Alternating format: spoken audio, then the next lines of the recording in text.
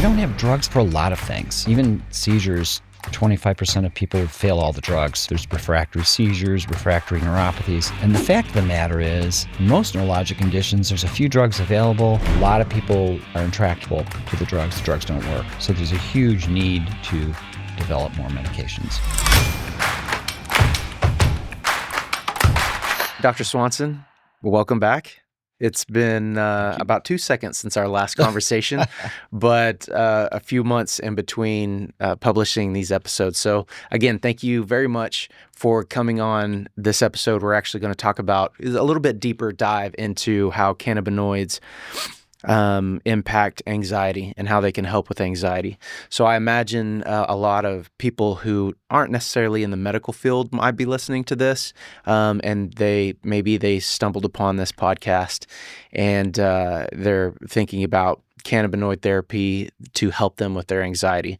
So I want to welcome everyone who's not in the medical field. We are a podcast that typically stays in the medical realm, in particular with epilepsy, and that was one of the conversations that we just had. That was our first episode, Dr. Swanson, where we talked about epilepsy and how cannabinoids help with that. So let's dive in to how NPCs or non-psychoactive cannabinoids help with anxiety. So first of all, let's do a quick, recap of who you are and what you do. Well, awesome. Well, first of all, thank you for having me here. It's a pleasure to be here, Gil. I am a practicing neurologist, mainly epilepsy. Do a lot of EEG, of course, EEG trained.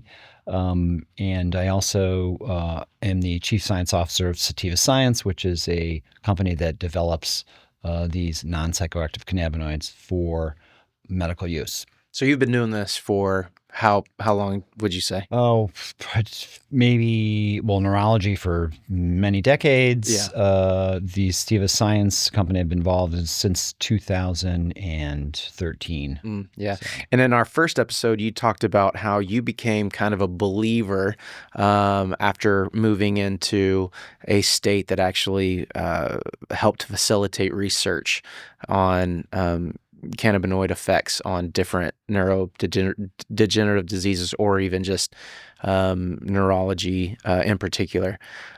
So let's talk about the non-psychoactive cannabinoids on anxiety. What's the basic explanation of how it works? Well, at a basic level, these things have been looked at in a variety of ways. So there are preclinical, meaning animal experiments that have been used for anxiety. There's a variety of animal models that test drugs for anxiety. If they work in animals, they tend to work in people. There are clinical trials for the CBD has been put into people and seen the effect. And then a lot of the other basic sciences has to do with the mechanism. Is it plausible? Does CBD affect some part of the brain? Does it work on some binding site, some receptor that would make sense?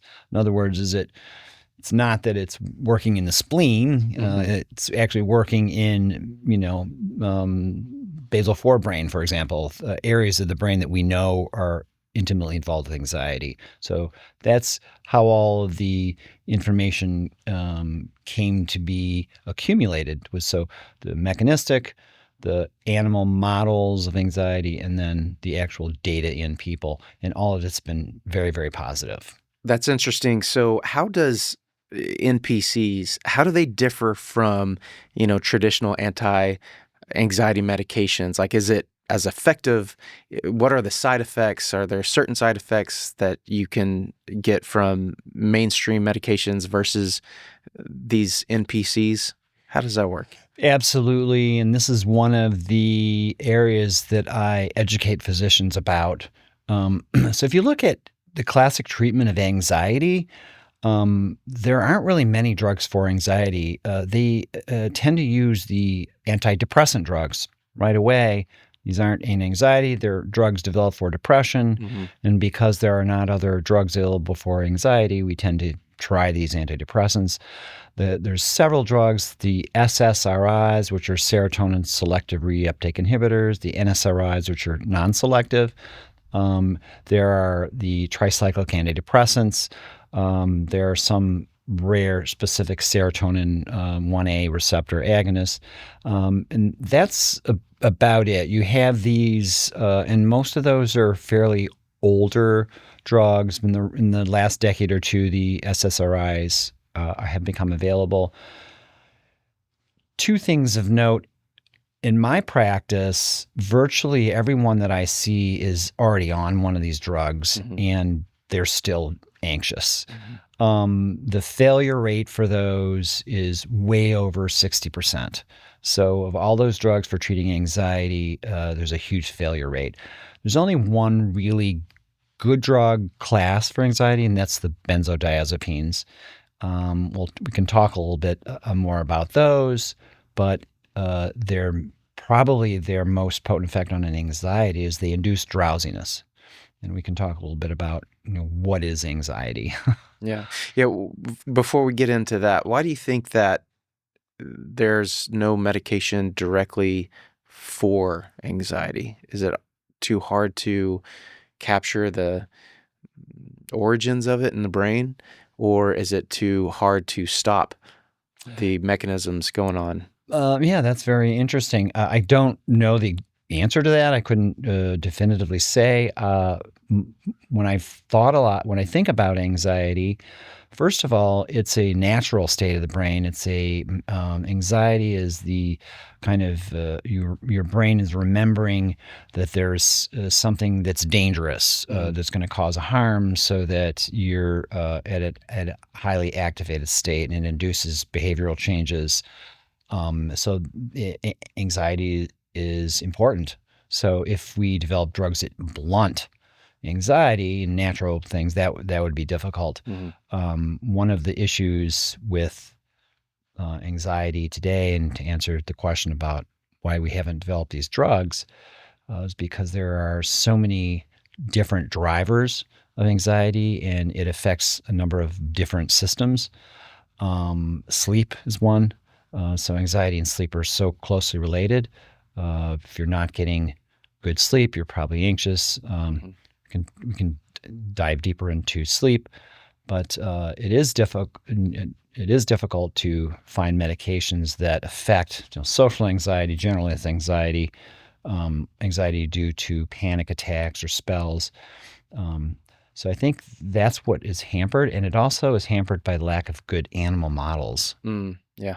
We don't know what anxiety in an animal is. Now, is that because the lack of clinical trials out there, or not being able to gather that information from the trials or research that's happening out there? Yeah, that's a good question. I don't know the answer to that. There certainly are trials have been looking at anxiety. Most things have failed. So I don't know exactly. I can't really pinpoint to you, give you a really good answer as to why we don't have drugs for that. Yeah. But I would say that we don't have drugs for a lot of things. Yeah. Even seizures, 25% of people fail all the drugs. So there's refractory seizures, refractory neuropathies. And the fact of the matter is, for most neurologic conditions, there's a few drugs available, and name your condition. A lot of people are intractable to the drugs. The drugs don't work. So there's a huge need to develop more medications. Okay. And then you touched a little bit on, what anxiety is and all that. But what are the formal definitions of anxiety? The formal definitions of anxiety, well, there's many, many. If you look at the literature, it certainly involves brain systems like the fight or flight response. So, sympathetic and parasympathetic nervous systems. It involves behavioral changes, so areas of the brain that affect behavior. Involves memory, areas of the brain like hippocampus that affect and prefrontal cortex that affect memory. So there's a lot of different behaviors involved in anxiety. I tend to look anxiety clinically as the state of thinking. So I was recently reading a book, can't remember the author, it basically said, stop thinking. The premise was you could get thoughts that come to you that are interesting, but then when people start thinking about those, the thinking is a problem. And applying to anxiety, one of the things that happen in anxiety is that the brain is thinking and thinking and thinking and ruminating and going around and around. And that is one of the hallmarks of anxiety. So if you can get the brain to stop thinking and think about the only state where your brain isn't thinking, drowsiness. Yeah. So all of the benzodiazepines work by making you drowsy. Drowsiness is a state of not thinking. The brain is shut down. You're not thinking about stuff. It allows you to go to sleep. Sleep itself has a lot to do with decreasing anxiety, particularly REM sleep. We might, I think, talk about that later. So drugs that can allow you to sleep, that can make you drowsy, will be probably the best drugs for anxiety. Unfortunately. Yeah. How do you think we've gotten to this place? Do you think we're more anxious as a society now than we were back then? Do you think maybe technology has played a part? What are your thoughts and opinions on that? Oh, sure. I can offer my opinions, not so much from a review of the scientific literature, but clearly there's a lot of social anxiety right now, and I see that in my patients with the current, politics. Huge social anxiety about, and regardless of what profession you're in, about what's actually going to happen next, what's happening now. There's a lot of divisiveness in our society. We're not recently a group of people that looked at our commonalities. There's a lot of divisiveness, and that causes a ton of anxiety. So we've got that. Social media is a clearly scientifically demonstrated producer of anxiety, particularly in 15 to 23-year-olds. I mean, the suicide rate is incredible in our teenage kids, and a lot of that's probably due to social media. I think in Seattle, in Washington, there was a lawsuit against Meta and some other social media companies because they've actually proven this they want them to take care of these suicides and all the damage that they've caused from this. So I think it's pretty clear social media is an issue. Probably other things we haven't talked about, but anxiety is exponentially growing. And then I see neurology patients. Anyone who has a brain disease is going to have anxiety, just from the brain being involved. And now you mentioned anxiety as a good thing. I've heard some arguments for that as well. Explain a little bit about how anxiety could be an actual useful thing to those who this might be a new concept for them. Well, sure. The underpinnings, first of all, there's a brain mechanism that produces anxiety. It's not a disease state where something happened wrong and all of a sudden we have anxiety. Anxiety is necessary. For example, you're walking in, you're on campus at Michigan State University, like my two children. There's a campus shooting going on. Some people almost got shot. You are going to remember that. And that's something that the brain says, this is important to remember for our safety. We need to be careful about where we're going. You need to look around. Every time my kids go on campus, they're anxious. Yeah. And that's a normal response. You'd be, oh my gosh, there's a shooting going on. Everything that we experience, every memory that we have, has a potential for causing anxiety. And anxiety is just that process of, hey, remember this. Ooh, fight or flight response. You're walking on campus. You're a little bit more nervous, you're paying more attention, you're hypervigilant. So there's behavioral changes that go with anxiety. Your heart rate increases. Those are all physiological manifestations of anxiety. During sleep, REM sleep, very interestingly, your brain processes things and says, you don't need to remember this. For example, you're wearing a gray plaid jacket. I'm not going to remember that 2 weeks from now because the brain says this is unimportant. It's not significant. If I was walking out of here and some guy pulled a gun on me or hit me, I'd remember everything about this place. But likely I'm 2 months from now, I'm going to go, well, now where was that podcast and what I did? Yeah. So the brain has the ability to erase those things. It also has the ability to say, this is important.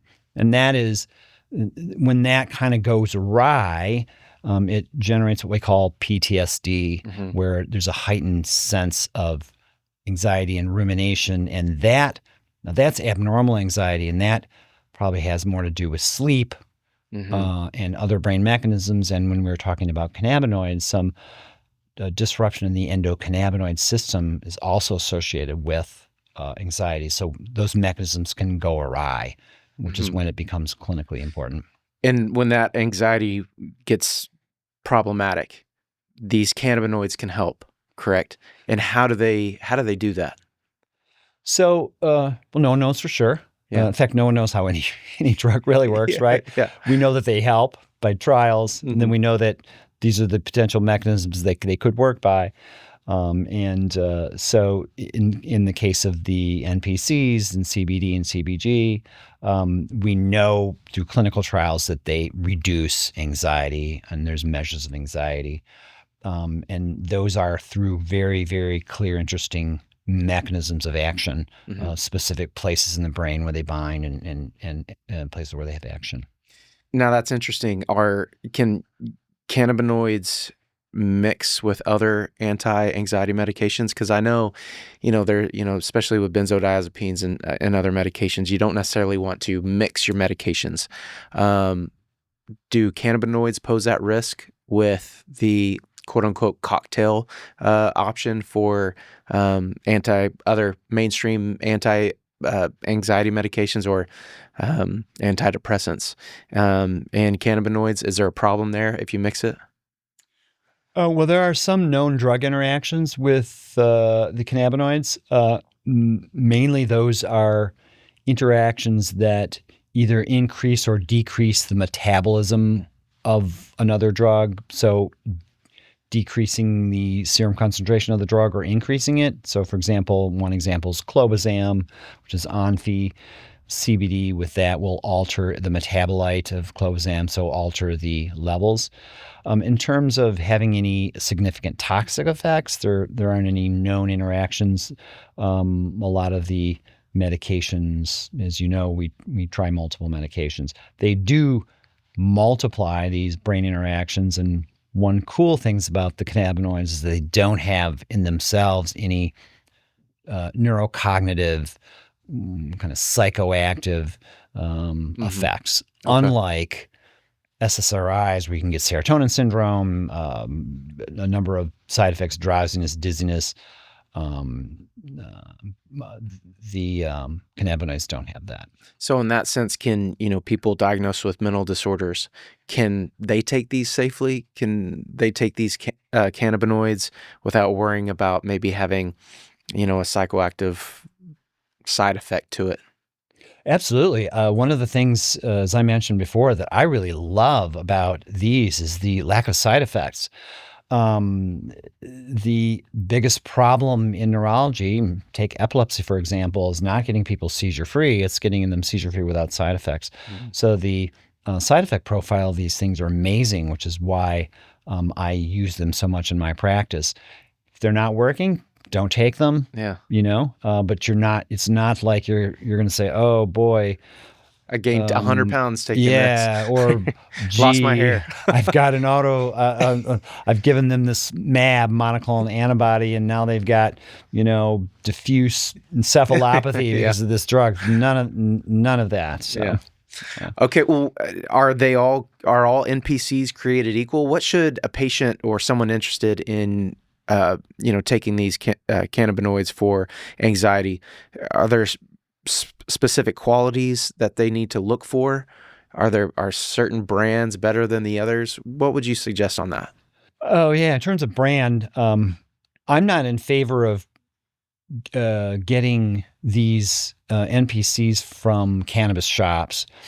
And I'll tell you, when I first started this business, I was looking for cannabis shops that sold CBD or CBG in the quantities that we want, that were pure, and we could not find them anywhere. And that was in 4 different states we searched. So we just created our own. We've manufactured our own pure cannabinoids. The ones, they're very interesting, these non-psychoactive cannabinoids, NPCs, that we're talking about, mainly CBD, CBG, CBN, CBC. They have similar overlapping mechanisms of action.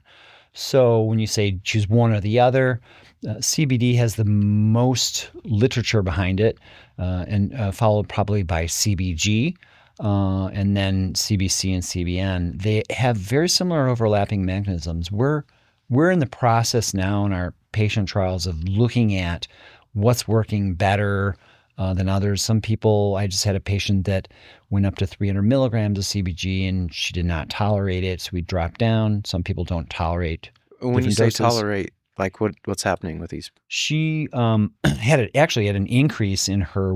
She was treating neuropathic pain and anxiety, and as she went up, she had an increase in her pain and was more anxious. We dropped it back down. Why do you think that?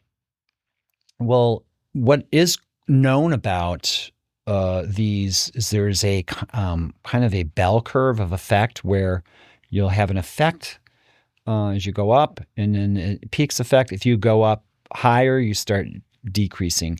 And in terms of anxiety, we know that CBD has an anxiolytic effect at low doses. And as you go up, if you exceed a certain level, and that depends on the person, it starts having anxiogenic effects. So it can increase anxiety. So there is a sweet spot in terms of these.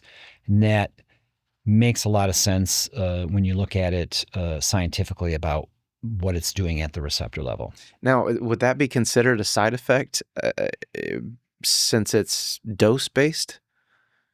Yeah, it would be. Okay. It would be a side effect as you go up on higher doses can cause anxiety, which is part of the issues with using this, but not unlike anti-seizure drugs. You go up high enough on an anti-seizure drug, you cause seizures. Yeah. It's not an uncommon phenomena. And what pathway would you, we spoke in the last episode about the model or the CBDs in CBGs that you produce are in oil form, droplets. And is that the best way to take these? Absolutely.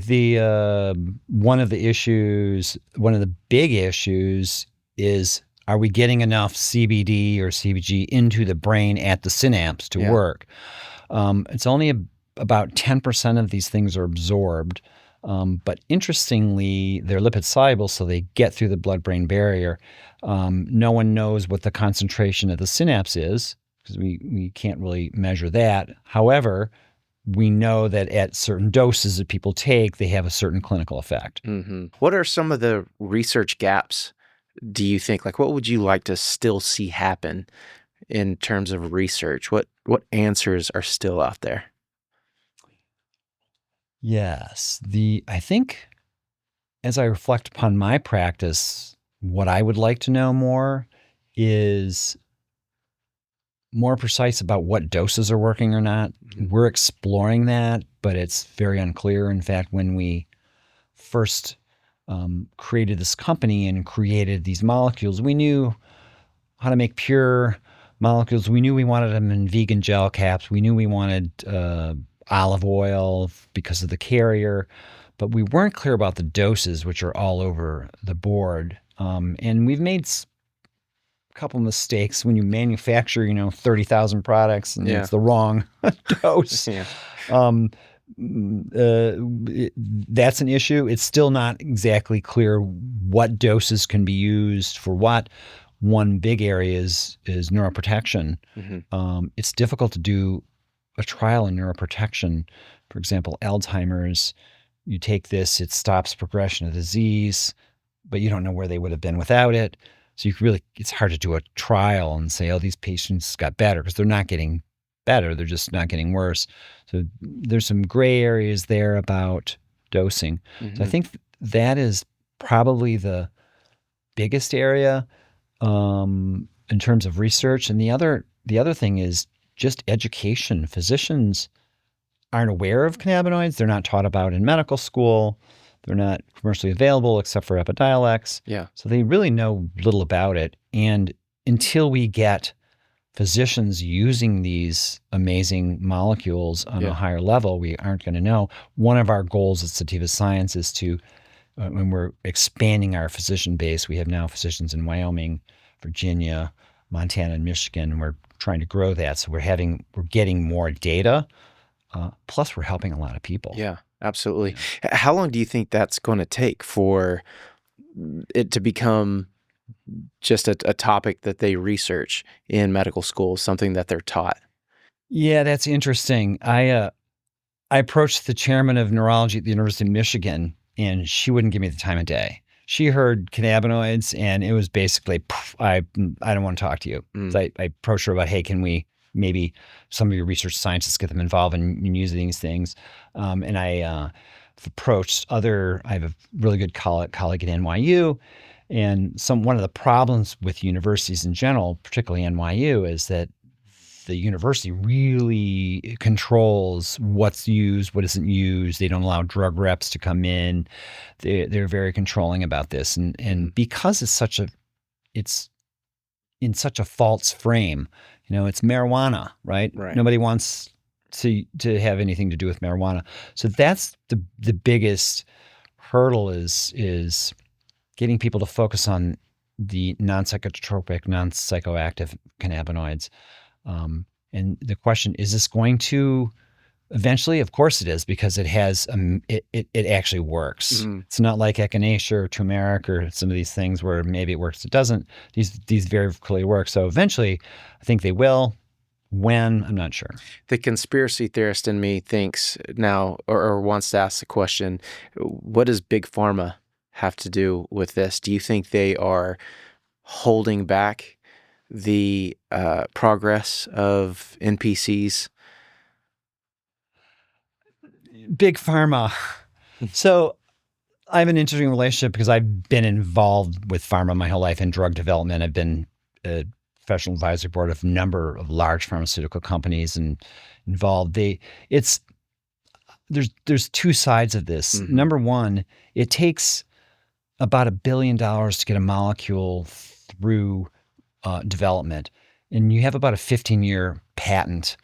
And if you spend 8, 9, 10 years getting it to FDA and you have 4 years left to make $1 billion, you're going to charge a lot for the drug. So people complain they charge so much for the drug. The real problem are those pharmaceutical companies who, at the end of the patent, just manufacture the same drug for a smaller price. They're charging almost the same, but they had none of the research costs. And in fact, the government seems to like to award these generic companies when companies like GSK, who invest all the research, are not getting the money back. Oh, that's interesting. So a lot of these companies like GSK got out of neuroscience. A lot of the big pharmaceutical companies are not in this. It is so expensive that they can only develop a drug for a disease that there's a lot of people in. So if you have a disease that doesn't affect 100 million people, they're not going to develop a drug. It'd be like you and me saying, "Oh, let's develop a drug we can only sell 20 of them, and then it's going to cost us, 100 million."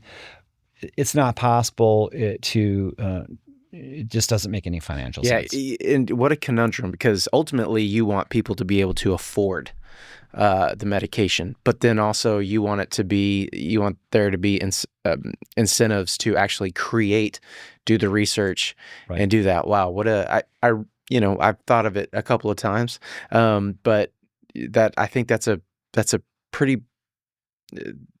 I think that has to be in the conversation when we're thinking about drug prices and stuff like that. It does. I mean, if you look at it, one of the problems, the flip side of pharma, is we depend upon them to bring drugs for all of our therapies, but they'll come up with another, hypertension drug for things that are very, very common, but they're not looking at medicines for things that are uncommon because they can't they're in business to make money. Yeah. And we shouldn't be relying upon, pharmaceutical companies or the private sector, which is kind of what the new administration is trying to press, to develop any therapies for. Those things, the new therapies are going to be developed by research institutions, University of Michigan, Johns Hopkins, places like, big in University of Alabama, places that have big neuroscience programs.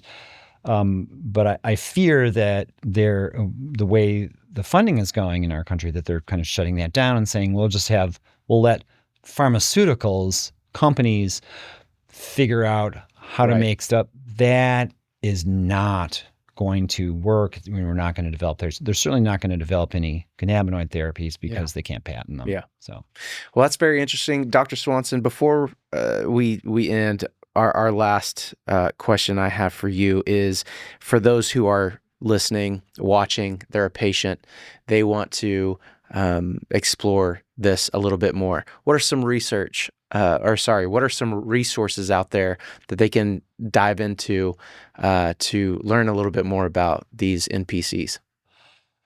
I would say we do a lot.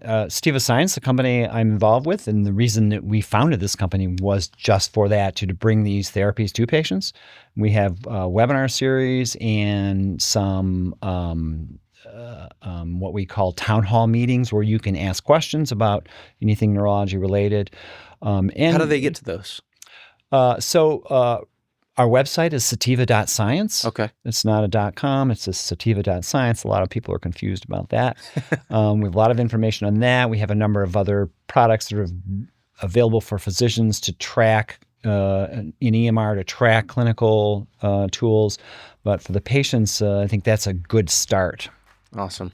Well, I definitely appreciate your time and looking forward to more episodes that are going to come out with you and I sitting down talking about your research in cannabinoids and all the things that it can help with. So thank you so much for coming and sitting with us, and looking forward to more of these. Oh, awesome. It was my pleasure. Thank you, Kyle.